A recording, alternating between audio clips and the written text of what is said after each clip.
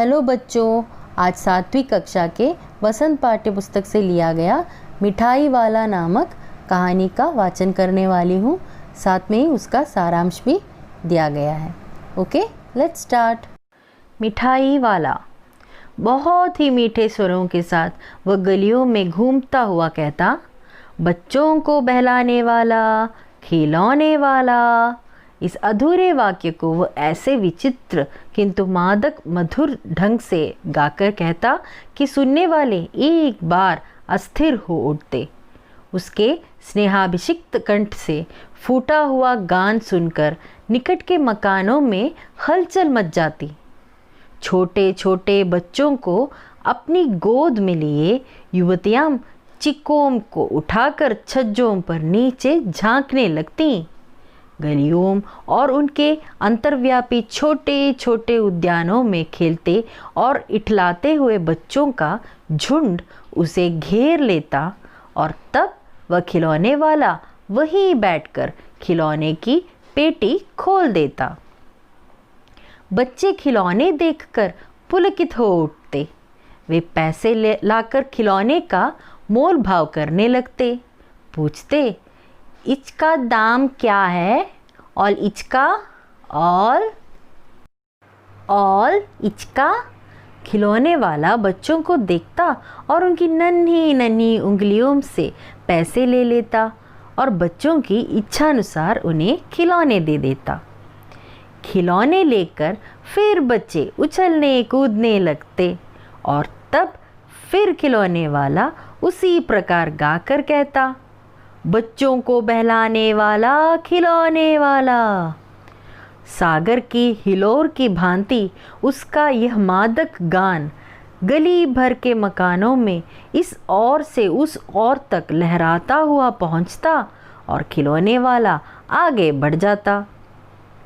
राय विजय बहादुर के बच्चे भी एक दिन खिलौने लेकर घर आए। वे दो बच्चे थे, चुन्नू और मुन्नू। चुन्नू जब खिलौने ले आया तो बोला, मेला घोला कैचा चुंदल है। मुन्नू बोला, और देखो मेला कैचा चुंदल है। दोनों अपने हाथी घोड़े को लेकर घर भर में उछलने लगे। इन बच्चों की माँ रोहिणी कुछ देर तक खड़े खड़े उनका खेल निरखती रही। अंत में दोनों बच्चों को बुलाकर उसने पूछा, अरे ओ चुन्नू मुन्नू, ये खिलौने तुमने कितने में लिए हैं? मुन्नू बोला, 2 पैसे में, खिलौने वाला दे गया है। रोहिणी सोचने लगी, इतने सस्ते कैसे दे गया है? कैसे दे गया है यह तो वही जाने, लेकिन दे तो गया ही है, इतना तो निश्चय है। एक ज़रा सी बात ठहरी। रोहिणी अपने काम में लग गई। फिर कभी उसे इस पर विचार करने की आवश्यकता भी भला क्यों पड़ती। 6 महीने बाद नगर भर में 2-4 दिनों से एक मुरली वाले के आने का समाचार फैल गया। लोग कहने लगे, भाई वाह, मुरली बजाने में वो एक ही उस्ताद है। मुरली बजाकर गाना सुनाकर वो मुरली बेचता भी है, सो भी 2-2 पैसे में। भला इसमें उसे क्या मिलता होगा?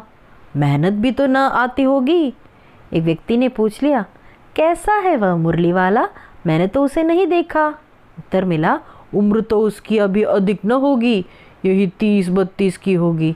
दुबला पतला गोरा युवक है, बीकानेरी रंगीन साफा बांधता है। वही तो नहीं जो पहले खिलौने बेचा करता था? क्या वह पहले खिलौने भी बेचा करता था? हाँ, जो आकार प्रकार तुमने बतलाया उसी प्रकार का वह भी था। तो वही होगा, पर भाई है वह एक उस्ताद। प्रतिदिन इसी प्रकार उस मुरली वाले की चर्चा होती। प्रतिदिन नगर की प्रत्येक गली में उसका मादक मृदुल स्वर सुनाई पड़ता, बच्चों को बहलाने वाला, मुरली वाला। रोहिणी ने भी मुरली वाले का यह स्वर सुना। तुरंत ही उसे खिलौने वाले का स्मरण हो गया। उसने मन ही मन कहा, खिलौने वाला भी इसी तरह गा गा कर खिलौने बेचा करता था। रोहिणी उठकर अपने पति विजय बाबू के पास गई। ज़रा उस मुरली वाले को बुलाओ तो चुन्नू मुन्नू के लिए ले लूँ, क्या पता यह फिर इधर आए न आए। वे भी जान पड़ता है पार्क में खेलने निकल गए हैं। विजय बाबू एक समाचार पत्र पढ़ रहे थे। उसी तरह उसे लिए हुए वे दरवाजे पर आकर मुरली वाले से बोले, क्यों भाई, किस तरह देते हो मुरली? किसी की टोपी गली में गिर पड़ी, किसी का जूता पार्क में ही छूट गया और किसी की सोतनी ही ढीली होकर लटक आई है। इस तरह दौड़ते हांफते हुए बच्चों का झुंड आ पहुंचा। एक स्वर से सब बोल उठे, अम भी लेंदे मुल्ली और अम भी लेंदे मुल्ली। मुरली वाला हर्ष गदगद हो उठा, बोला, सबको देंगे भैया, लेकिन ज़रा रुको, ठहरो, एक एक को देने दो। अभी इतनी जल्दी हम कहीं लौट थोड़े ही जाएंगे, बेचने तो आए ही हैं, और हैं भी इस समय मेरे पास 1-2 नहीं, पूरी 57। हाँ बाबूजी, क्या पूछा था आपने, कितने में दी? दी तो वैसे 3-3 पैसे के हिसाब से हैं, पर आपको 2-2 पैसे में ही दे दूंगा। विजय बाबू भीतर बाहर दोनों रूपों में मुस्कुरा दिए। मन ही मन कहने लगे, कैसा है, देता तो सबको इसी भाव से है, पर मुझ पर उल्टा एहसान लाद रहा है। फिर बोले, तुम लोगों की झूठ बोलने की आदत होती है, देते होंगे सभी को 2-2 पैसे में, पर एहसान का बोझा मेरे ही ऊपर लाद रहे हो। मुरली वाला एकदम अप्रतिभ हो उठा, बोला, आपको क्या पता बाबूजी कि इनकी असली लागत क्या है? यह तो ग्राहकों का दस्तूर होता है कि दुकानदार चाहे हानि उठाकर चीज़ क्यों न बेचे, पर ग्राहक यही समझते हैं दुकानदार मुझे लूट रहा है। आप भला काहे को विश्वास करेंगे, लेकिन सच पूछिए तो बाबूजी, असली दाम 2 ही पैसा है। आप कहीं से 2 पैसे में ये मुरली नहीं पा सकते। मैंने तो पूरी 1000 बनवाई थी, तब मुझे इस भाव पड़ी हैं। विजय बाबू बोले, अच्छा, मुझे ज़्यादा वक्त नहीं, जल्दी से 2 ठो निकाल दो। 2 मुरलियाँ लेकर विजय बाबू फिर मकान के भीतर पहुंच गए। मुरली वाला देर तक उन बच्चों के झुंड में मुरलियाँ बेचता रहा। उसके पास कई रंग की मुरलियाँ थी। बच्चे जो रंग पसंद करते, मुरली वाला उसी रंग की मुरली निकाल देता। यह बड़ी अच्छी मुरली है, तुम यही ले लो बाबू। राजा बाबू, तुम्हारे लायक तो बस यह है। हाँ भैया, तुमको वही देंगे, ये लो। तुमको वैसी न चाहिए, यह नारंगी रंग की? अच्छा, वही लो, ले आए पैसे? अच्छा, ये लो तुम्हारे लिए, मैंने पहले ही से यह निकाल रखी थी। तुमको पैसे नहीं मिले? तुमने अम्मा से ठीक तरह मांगे न होंगे। धोती पकड़कर पैरों से लिपटकर अम्मा से पैसे मांगे जाते हैं बाबू। हाँ, फिर जाओ, अब की बार मिल जाएंगे। दुबड़नी है तो क्या हुआ, ये लो पैसे वापस लो। ठीक हो गया ना हिसाब? मिल गए पैसे, देखो मैंने तरकीब बताई। अच्छा, अब तो किसी को नहीं लेना है, सब ले चुके।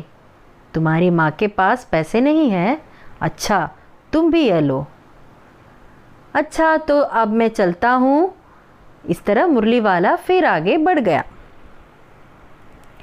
आज अपने मकान में बैठी हुई रोहिणी मुरली वाले की सारी बातें सुनती रही। आज भी उसने अनुभव किया, बच्चों के साथ इतने प्यार से बातें करने वाला फेरी वाला पहले कभी नहीं आया। फिर वह सौदा भी कैसा सस्ता बेचता है, भला आदमी जान पड़ता है। समय की बात है, जो बेचारा इस तरह मारा मारा फिरता है, पेट जो न कराए सो थोड़ा। इसी समय मुरली वाले का क्षीण स्वर दूसरी निकट की गली से सुनाई पड़ा। बच्चों को बहलाने वाला मुरलिया वाला। रोहिणी इसे सुनकर मन ही मन कहने लगी, और स्वर कैसा मीठा है इसका। बहुत दिनों तक रोहिणी को मुरली वाले का वह मीठा स्वर और उसकी बच्चों के प्रति वे स्नेहासिक्त बातें याद आती रहीं। महीने के महीने आए और चले गए, फिर मुरली वाला न आया। धीरे धीरे उसकी स्मृति भी क्षीण हो गई। 8 मास बाद सर्दी के दिन थे। रोहिणी स्नान करके मकान की छत पर चढ़कर आजानुलंबित केश राशि सुखा रही थी। इसी समय नीचे की गली में सुनाई पड़ा, बच्चों को बहलाने वाला मिठाई वाला।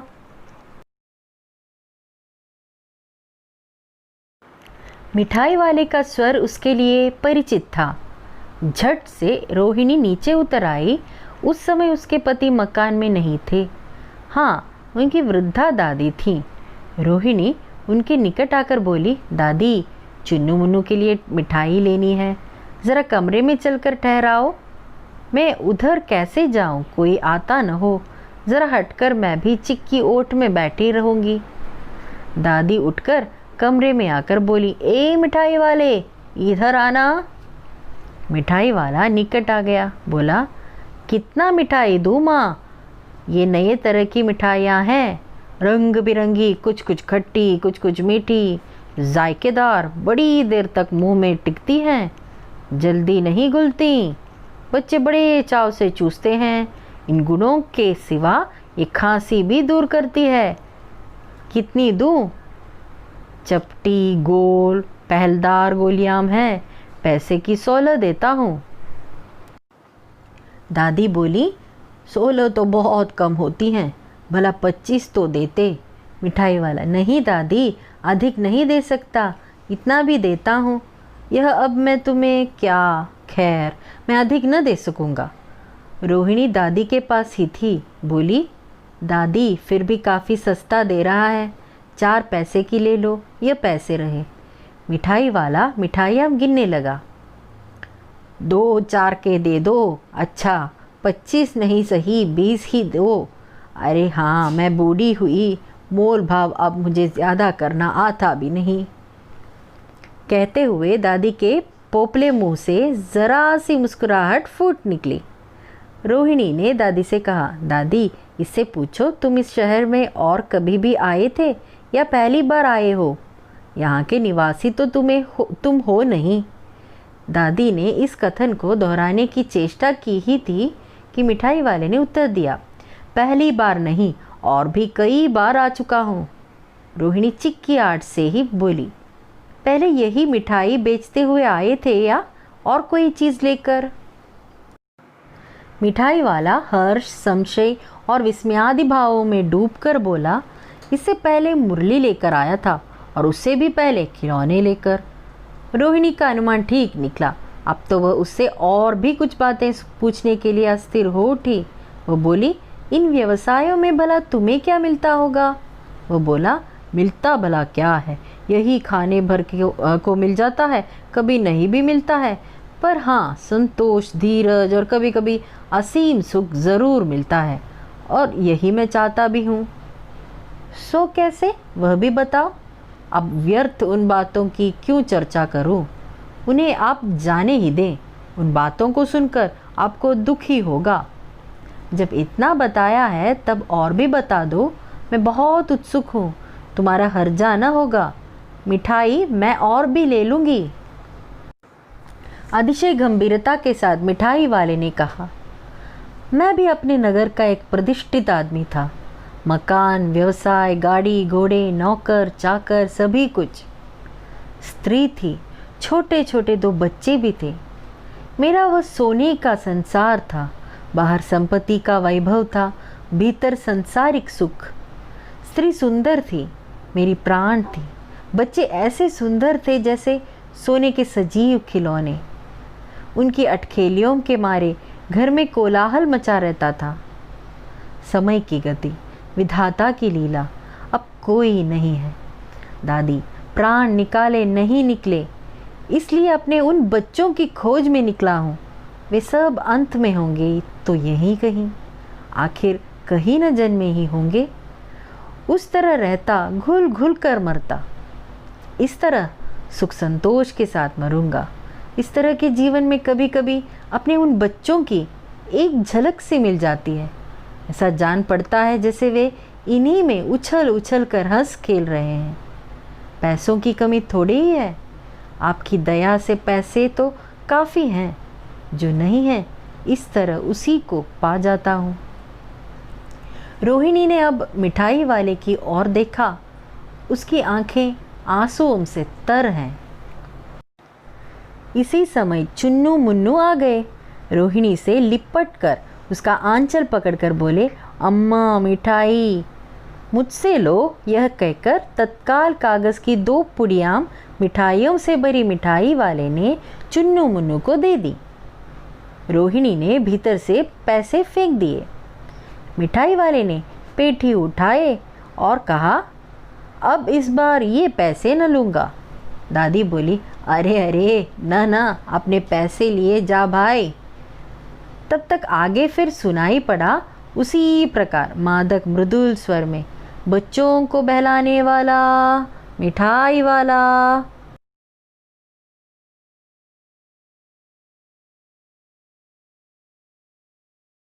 मिठाई वाले कहानी का कहानीकार भगवती प्रसाद वाजपेयी जी हैं।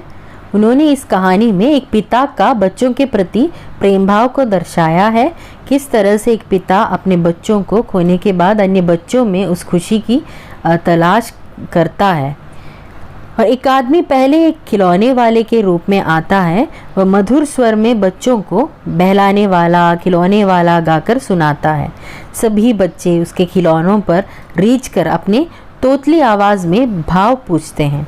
नन्हे नन्हे बच्चों से पैसे लेकर तथा उन्हें खिलौने दे वह फिर वहाँ से गीत गाता हुआ चल पड़ता है। राम विजय बहादुर के बच्चे चुन्नू मुन्नू भी एक दिन खिलौने लेकर आए। उनकी माँ रोहिणी इतने सुंदर और सस्ते खिलौने देखकर सोचने लगी कि वह इतने सस्ते खिलौने कैसे देकर गया। इसके 6 महीने बाद नगर में किसी मधुर मुरली बजाकर बेचने वाले का समाचार शहर फैल गया। वो बहुत सस्ती मुरली बेचता था। रोहिणी उसकी आवाज़ सुनकर पहचान गई, ये वही खिलौने वाला है। और रोहिणी ने अपने पति के द्वारा इस मुरली वाले को बुलाया था और अपने बच्चों के लिए मुरली खरीद ली। फिर उसे देख बच्चों का समूह खुश होकर उसके चारों तरफ इकट्ठा हो गया। मुरली वाले ने सभी बच्चों को देने के बाद उस बच्चे को भी मुफ्त में मुरली दी जिसके पास पैसे भी नहीं थे। इसके 8 मास बाद सर्दियों में एक मिठाई बेचने वाला गीत गाता हुआ आया। रोहिणी को इसका स्वर भी कुछ सुना हुआ सा लगा। वह अपनी छत से तुरंत नीचे आई। उसने मिठाई वाले को बुलाया और रोहिणी के पूछने पर उसने बताया कि वह इससे पहले खिलौने और मुरली बेचने आया था। रोहिणी ने उससे पूछा कि वह इतनी सस्ती चीज़ें क्यों बेचता है। मिठाई वाले ने बताया कि वह एक नगर का अमीर आदमी था। उसके 2 बच्चे और एक सुंदर पत्नी थी, लेकिन अब कुछ भी नहीं रहा। वह अपनी पुरानी बातें याद करके फूट फूट कर रोने लगा। उसने बताया कि वह इन्हीं बच्चों में अपने बच्चों की झलक देखने के लिए यह सामान बेचता फिरता है। वह रोहिणी के बच्चों चुन्नू मुन्नू को कागज़ की पुड़िया में मिठाई बिना पैसे लिए ही देकर गीत गाता चल देता है। इस कहानी से हमें एक ही सीख मिलती है कि दूसरों को सुख बांटने के लिए निस्वार्थ भाव से किया हुआ काम मनुष्य के मन को अपार संतोष देता है। जब मनुष्य दूसरों की भलाई के लिए काम करता है तो उसकी अंतरात्मा उसे धन्यवाद देती है। जिन लोगों को उसने सुख बांटा है वो भी उसे हृदय से धन्यवाद देते हैं, प्रेम देते हैं। इससे मनुष्य का स्वयं का दुख कहीं खो जाता है। परहित में किया हुआ कार्य मनुष्य के हृदय को शीतल कर उसकी हर पीड़ा को दूर कर देता है। अगर आपको ये वीडियो अच्छा लगा तो ज़रूर सब्सक्राइब कीजिए, शेयर कीजिए, बेल आइकन दबाइएगा। अगली वीडियो में मिलते हैं। Thank you.